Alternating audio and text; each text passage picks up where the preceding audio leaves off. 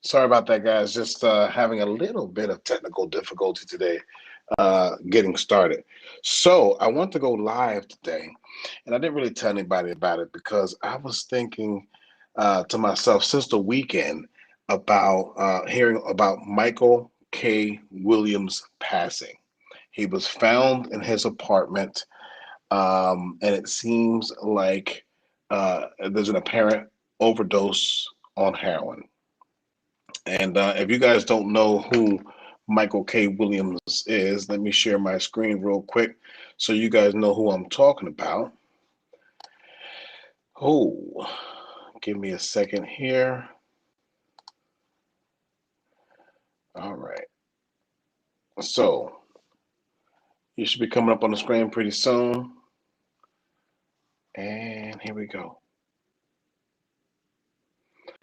Yeah, so this is my man. So when I first came across Michael Williams, it was on The Wire. He played a character named Omar, and everybody knows who Omar, the stick-up kid. But he was very good at what he did. But in fact, I was a little bothered when they killed off his character. Uh, since then, I've seen him in a few other things, and I liked his performance and everything, and most of the things of what he did. So to find out of his passing, right, kind of really saddened me, and I did not know what to think of it. I just felt bad. I feel bad, especially when it's someone I know is very talented, and it could be anyone. So I don't, it's not just because the person's famous. It's not just because they're on TV or what have you, but it's just the fact that here is another life that's gone, right, due to drugs. So it made me think just a bit. And I could not help but to think that, having seen many people, fall victim to the same thing and suffer the same consequences, it hit home, it hits home because I have experienced that with someone very close to me. And with everything that's going on with COVID-19 has taken a lot of people out. Again, I suffered that, those losses or that type of loss as well. So for us to focus a lot on COVID-19 and the deaths of COVID-19, we and even though COVID-19 was probably the number one cause of death in 2020, I'm not sure about 2021 because I know it has slowed some bit, although it's picked up recently in certain areas. But we still have things like cancer, drug overdose, you know, drinking and driving, um, um, gun violence, and all of those other things to the point where it's like it's not, it's not. It's not like these things have gone away. So I want to talk with you guys just a bit. If no one joins, that's fine. Just the fact that we have uh, drugs still plaguing us, to till this day. But at the same time, we have to kind of look towards the future, look up towards the hills, right? And try to find that guiding light. But I thought this was an awesome brother in terms of his acting. I never really followed his personal life. Actually, I didn't know anything of his personal life at all, except that on the screen he seemed to kind of, I don't know, the character like would beam through him, and you don't have a lot of actors and actresses or thespians, right, that have that, and that's something that it's when you find it, you want to be entertained by it. You ever saw a character on a certain TV show or in a movie, and then you said, man, you just liked how it was, and then you looked up that particular actress or actor and you followed them, right? That's just because, the way they perform their characters, there's something about them that they bring the character to life, if you will. So here we are in 2021. It's September 8th, people. And, we're still dealing with, drug overdoses and things of that nature. It kind of hurts me to my heart because one, he was a brother, right? Two, he was extremely talented. Um, Three, it seems like I don't know what he did before The Wire. Maybe somebody can tell me. But after The Wire, he got involved in a lot of different things that I saw in terms of, on screen. And I'm not sure if he did any like Broadway type stuff or what have you. But I just want to say that that it did bother me. And I'm like wondering, okay, so we got COVID, right? We still got cancer. We still got drunken driving, people dying every day of getting, hit and run or just getting hit by a drunk driver. You got gun violence that's, sometimes it just explodes out of nowhere. Can we take one of these off the table? That's what I'm wondering. Can we take at least one off the table so that we don't have to deal with so many different plagues, if you will? Can somebody help me, please? You know, um, I don't know what it is. I lately, the past few years, I've been tapping into um, certain feelings, and it causes me to think about situations a little bit deeper, and it makes it sometimes bothers me. It bothers me just like I said, when Michael K. Williams, I heard that he passed this weekend. Um, the way it affected me, because I think of like just as a people, like what did he feel at those moments? What was he feeling prior to um, him doing what he did, uh, where eventually he lost his life. That's where my thoughts are. And I'm sitting here at the office and I was trying to do some work. I know I want to go live for a few minutes and I just wanted to put something out there. Doesn't matter. Someone wants to join me, doesn't want to join me. I'm good with that either way. But I just felt some sort of way where, it's another life gone, snuffed out, too soon. I could see if there were, medical ailments that just no fault of one's self. You're born with a certain disposition, medical disposition that you just can't help, and then eventually it just takes you out, right? So, but this is just something where there's too much of it available, right? So then you have drugs, and drugs you can say, hey, it's a problem, and it's a big part of the problem because if the drug was not there, then yeah, maybe you could go somewhere and talk to somebody, kick it with your friends, or do this or do something other, right? Than to do something that's potentially fatal. So, but at the same time, there are people out there that are hurting. So usually, the drug use is a symptom, right? But there's a void there. There's something where that person's hurting. There's something there that they're yearning for, something that they miss, they had, or something they never had, right?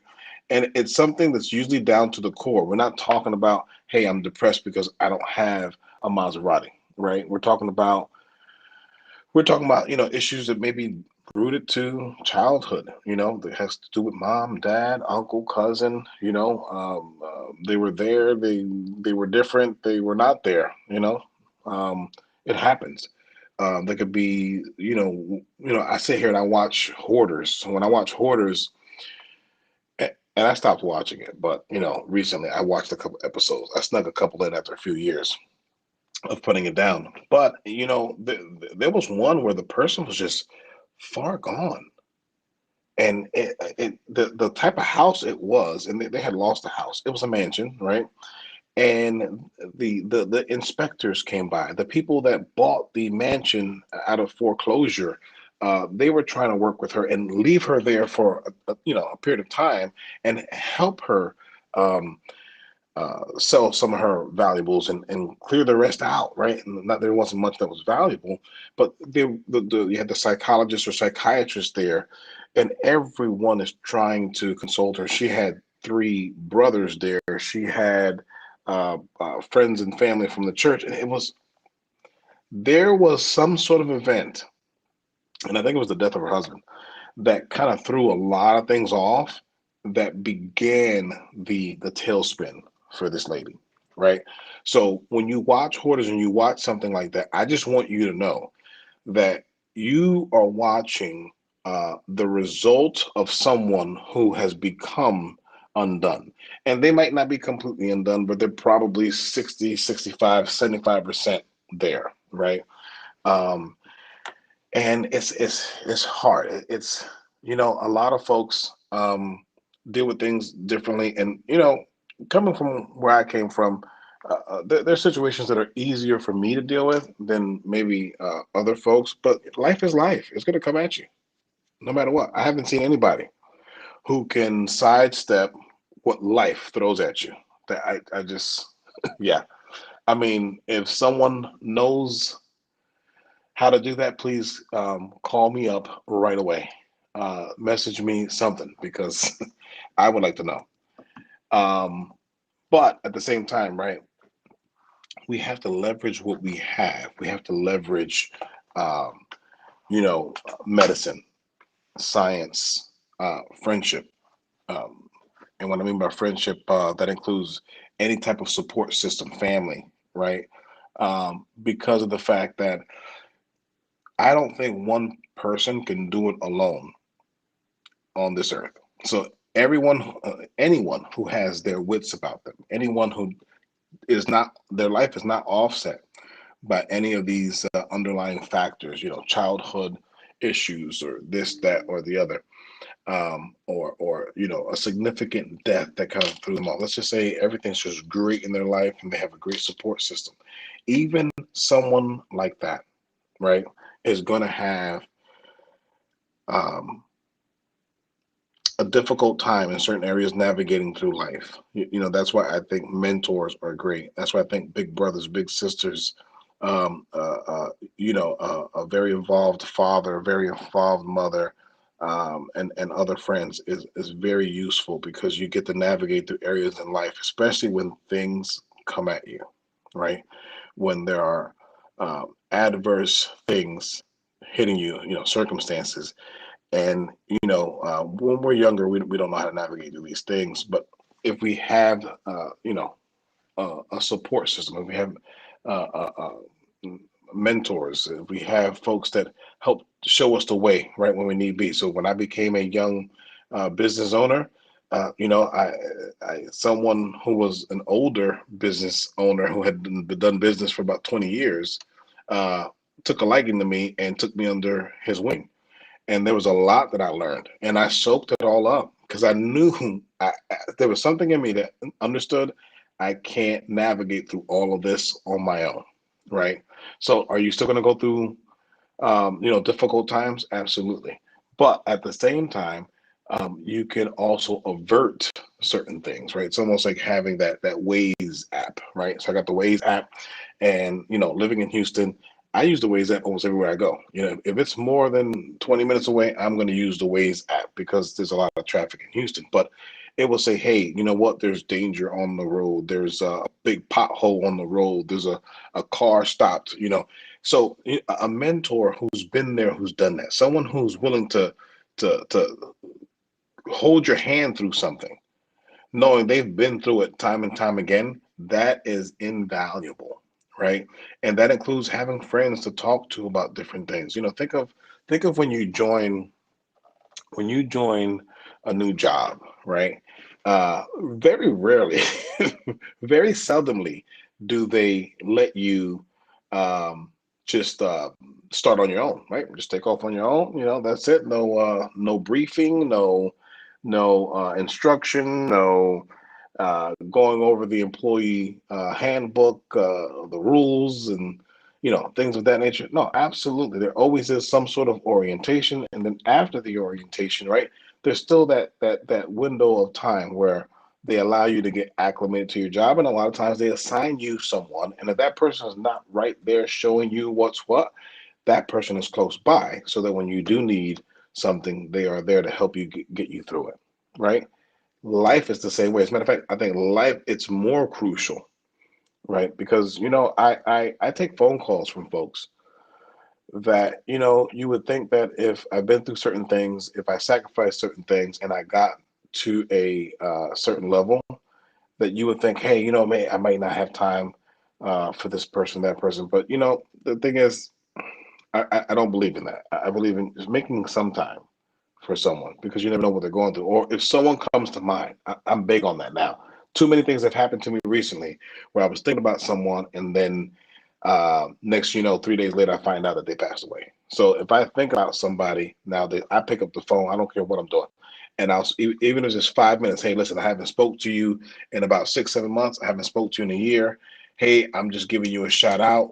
Love you, bruh. Love you, sis. So on and so forth. And hey, let's get together sometime once a lot of this stuff clears up with COVID.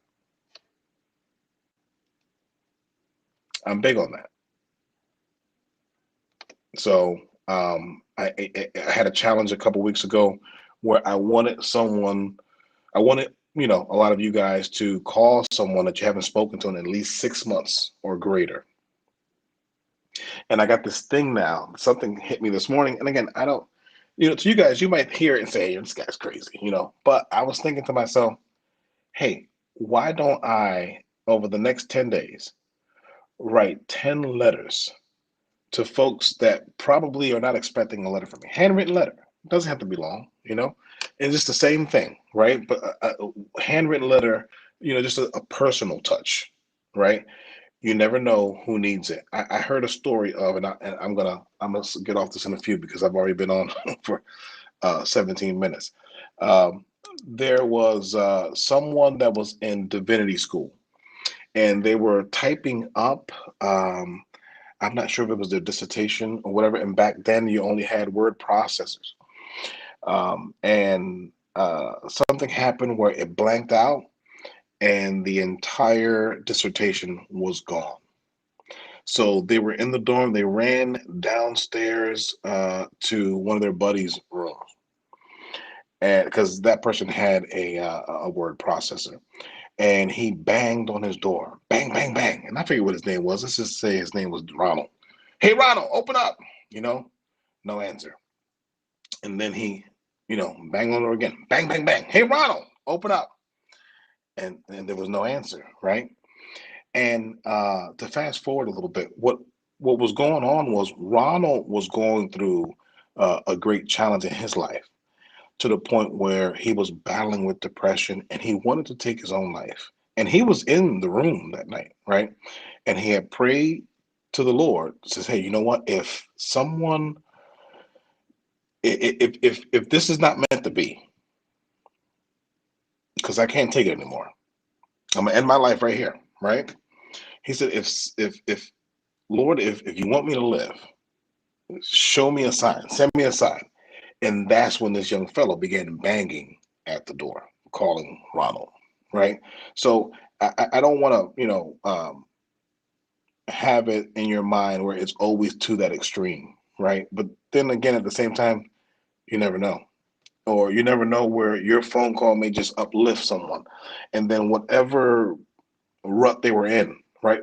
After they hang up that phone, for the next half hour, right? They're thinking all these things. They're feeling good from the conversation. You never know, right? What that phone call, what that kind gesture is going to do for someone. Anyway, you guys keep your heads up. I'm sorry, I'm rambling on, but I just want to say something about my man. And I want to go out, but let's go ahead and just have a moment of silence for my man, Michael K. Williams. Again, for me, best known as Omar from The Wire.